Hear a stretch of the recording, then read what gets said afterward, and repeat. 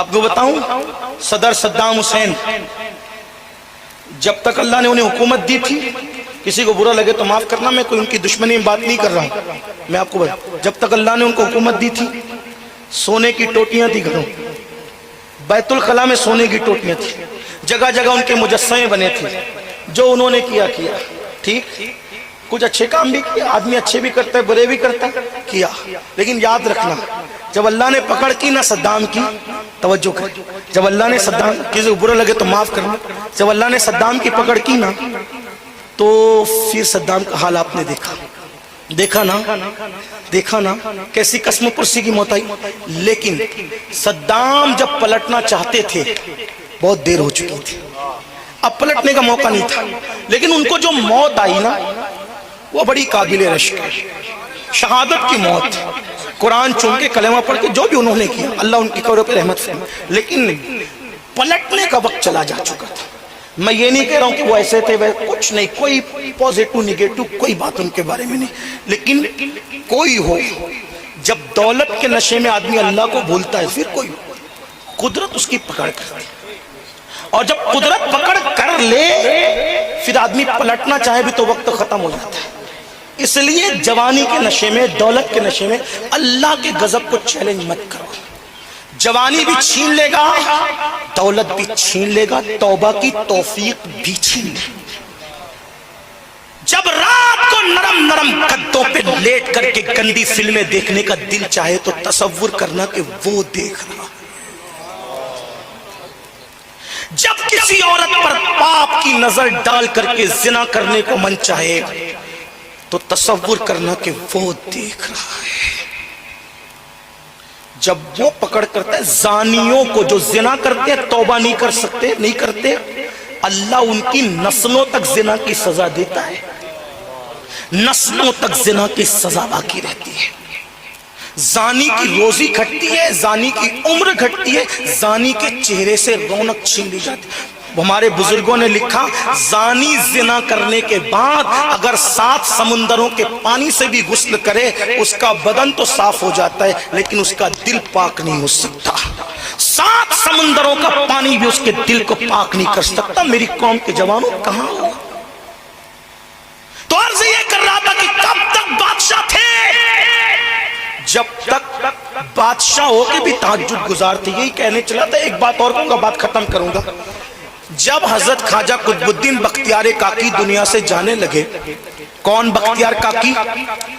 خو گرے حمد سے تھوڑا سا گلا بھی سن لے، وہ بختیار جو آج کل عام پیروں کی طرح پیر نہیں تھے، حالانکہ آج کل کچھ پیران نظام بہت بلند ہیں، ان کی جوتیاں میرے سر پہ، لیکن جاہل جپٹ جو آج نکلے ہیں نا 10 ہاتھوں میں انگوٹھیاں اور تجھے نماز کی کیا ضرورت اور میں بخشوا دوں گا، یہ بات تو رسول اللہ نے بھی نہیں فرمائی کہ نماز مت پڑھو میں بخشوا دوں گا، یہ تو حضور نے بھی نہیں فرمائی، یہ کون چلے آئے؟ ان کی وجہ سے سنیت کو بڑا نقصان ہے، ایسے لوگوں سے ہوشیار رہو۔ ایک بات آپ کو کہوں، آپ بھی بڑے سادہ ہو میرے بھائی، جاہل لوگ جنہیں کلمہ پڑھنا نہیں آتا ان کو کہتے ہو اللہ کا ولی ہے، اللہ کا ولی ہے۔ ایک بات کہوں، اتنی سادگی تو نہ کر، دنیا کے معاملے میں کتنا ہوشیار ہے میرے بھائی تو، اور دین کے معاملے میں ایسے للو پپو بن رہا ہے۔ جاہل کو کہتا اللہ کا ولی، آپ سے اتنا کہتا ہوں، کیا جاہل کو تم اپنی بیٹی دو گے؟ اپنی بیٹی دو گے؟ جب تم جاہل کو اپنی بیٹی نہیں دیتے تو اللہ جاہل کو اپنی ولایت کیسے دے گا؟ جسے کلمہ بھی نہیں آتا، اس کو ولی کہتے ہو؟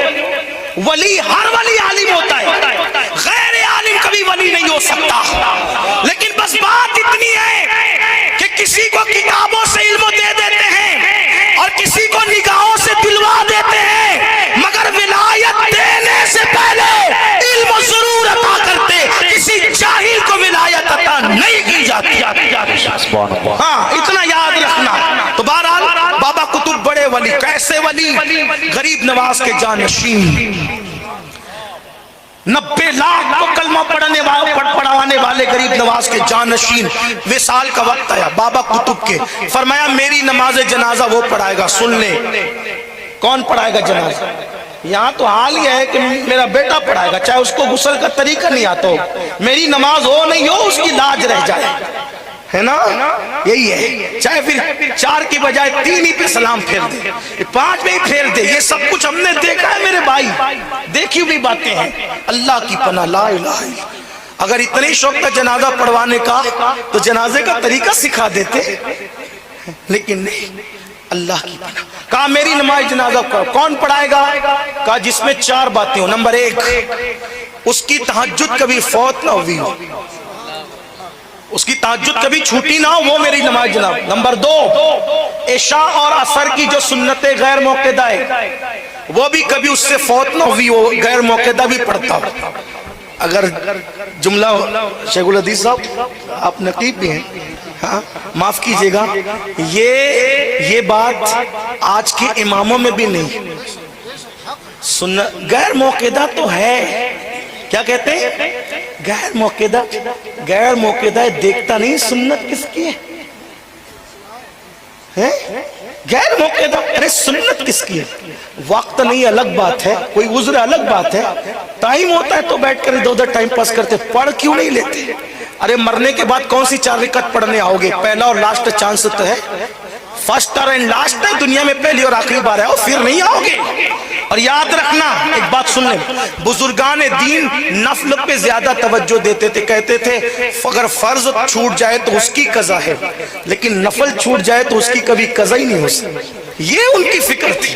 جو نوافل پہ اتنی توجہ دے وہ فرائض پہ کتنی توجہ ہے. بڑی معذرت کے ساتھ آپ کو اگر پوچھوں فجر تک بیٹھو گے کہ نہیں بیٹھو گے, دیکھو سب ہاتھ اٹھائیں گے فجر تک بیٹھیں گے, لیکن آپ سے پوچھتا ہوں میرے بھائی کتنے عشاء پڑھ کے آئیں اور جا کے فجر کتنے پڑھیں گے؟ تو وہاں آ کر سوالیہ نشان کھڑا ہوتا ہے. بلکہ میں تو اپنے علماء کو اور اپنی عوام کو یہ مشورہ دیتا ہوں, جلسہ 11 بجے ختم کر دیا کرو, زیادہ سے زیادہ 12 بجے ختم کر دیا کرو. کیونکہ آپ جہاں تو حال یہ ہے کہ جو نہیں پڑھتے فجر وہ نہیں پڑھتے, لیکن جو بیچارے پابندی سے پڑھتے ہیں جلسے میں رات کے 3 بجے تک جاگتے تو جو پڑھتا ہے اس کی بھی اس دن چھوٹ جاتی ہے. یاد رکھنا, ایک مسلمان کی فجر کی نماز ایک طرف اور کروڑوں جلسے ایک طرف, دونوں کی برابری نہیں ہو سکتی. اس لیے میرے بھائی نماز کا خیال کرو. بات دور نکلی تو کیا کرے, قطب الدین بختیار کاکی ہمارے سرکار چشتیوں کے تاجدار, الحمدللہ ہم لوگ چشتی بھی ہے, قادری بھی ہے, نقشبندی بھی ہے, سہروردی بھی ہے. الحمدللہ ہمارے یہاں سلسلوں کا کوئی تعصب نہیں ہے, اور ہم نے ولیوں کو سلسلوں کے تعصب میں نہیں بانٹا ہے. ہر ولی ہمارے سر کا تاج ہے, ولی تو ولی ہے. ارے ہر مومن ہمارے سر کا تاج ہے کیونکہ وہ میرے نبی کا امتی ہے. یہ بات ہمارے یہاں ہے. اللہ اکبر. تو عرض یہ کر رہا تھا, فرمایا پہلی شرط تہجد فوت نہ ہوئی ہو, دوسری شرط سنتیں غیر موقعہ نہ چھوٹی ہو, تیسری شرط کبھی تکبیر اولا نہیں چھوٹی ہو اس کی, یعنی ہر نماز جماعت سے پڑھتا ہو اور جماعت میں بھی کبھی رکوع میں آ گیا کبھی سجدے میں آ گیا نہیں, ہمیشہ پہلی تکبیر سے جماعت میں لگتا ہو. تیسری شرط. چوتھی شرط محرم عورتوں کے علاوہ اس نے کبھی کسی نامحرم کا چہرہ جان بوجھ کر قصدن نہ دیکھا ہو. محرم کو چھوڑ کے, محرم مطلب امی, بہن, بیٹی, پھوپھی, دادی, یہ جو محرمات ہیں, محرم کے سوا نامحرم اجنبی عورت کا چہرہ جان بوجھ کر اس نے کبھی نہ دیکھا ہو. تہجد نہ چھوٹی ہو, سنتیں غیر موقعہ کبھی نہ چھوٹی ہو, تکبیر اولا نہ چھوٹی ہو, اور اجنبی عورت کو اس نے کبھی جان بوجھ کر نہیں دیکھا. جس میں یہ 4 شرطیں ہوگی وہی میرا جنازہ پڑھائے گا. اللہ اکبر. لوگ سوچتے تھے جنازہ پڑھانے والا غار سے تو نہیں آئے گا, لیکن خواجہ قطب الدین بختیار کاکی کا وصال ہوا. علامہ احمد جام کے شعر پر, کشتگان خنجر تسلیم راہ ہر زمان از غیب جانے دیگر راست, اس پر وصال ہوا. وصال کے بعد جنازہ تیار ہوا. تیار ہونے کے بعد لوگ سوچنے لگے کون پڑھائے گا, کون پڑھائے گا, کون پڑھائے گا. کون آیا پڑھانے پتہ ہے؟ دلی کا بادشاہ سلطان شمس الدین التمشائی. اور آنے کے بعد سینہ تان کے نہیں کہا کہ دیکھو میں تہجد گزار ہوں. یہاں تو کارپوریٹر صاحب جمعہ پڑھے تو اس کو وہ فیس بک پر اور جو ہے وہ واٹس ایپ پہ ڈالنا ضروری سمجھتے ہیں, عید پڑھے تو اس کو ڈالنا ضروری سمجھتے ہیں. بادشاہ اتنا پابند تھا لیکن کسی کو خبر نہیں تھی. شمس الدین جنازے پر آئے اور پیر کا جنازہ پکڑ کے روتے ہوئے کہا مرشد آپ نے تو پردہ کر لیا اور ہمیں بے پردہ کر گئے. آپ نے تو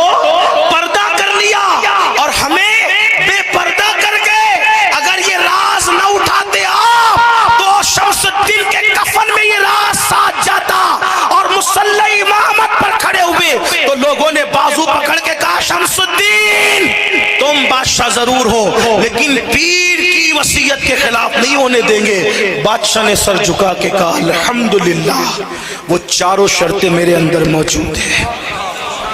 جب اپنے اتنے پاک دامن تھے تب تک بادشاہ تھے، اور آج گندے ہو گئے، بیکاری ہو گئے۔